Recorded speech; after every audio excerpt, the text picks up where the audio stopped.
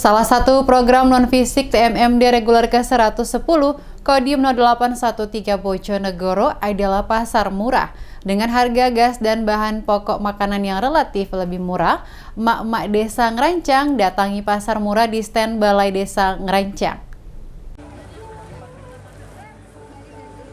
Bekerja sama dengan Dinas Perdagangan, Koperasi dan Usaha Mikro dalam program TMMD ke-110 Kodim Bojonegoro, selenggarakan program non-fisik berupa pasar murah. Dengan harga gas dan bahan pokok yang dijual relatif murah, membuat emak-emak desa Ngerancang bersemangat berbelanja dan datangi pasar murah di stand Balai Desa Ngerancang. Mulai dengan harga Rp15.000, emak-emak sudah bisa membeli gas LPG 3 kg dan harga bahan pokok makanan mulai dengan harga Rp10.000 hingga Rp25.000. Tampak emak-emak desa Ngerancang memborong bahan makanan di pasar murah. Samijah mengaku senang dengan adanya pasar murah di desanya. Ia berharap program seperti ini ke depannya dapat berkelanjutan.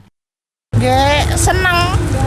Anton kemiringan anton ring keringanane. Harapan ke depan mudah-mudahan ada lagi. Meski cukup ramai, warga yang berdatangan tetap mematuhi protokol kesehatan dengan tidak lupa memakai masker saat keluar rumah.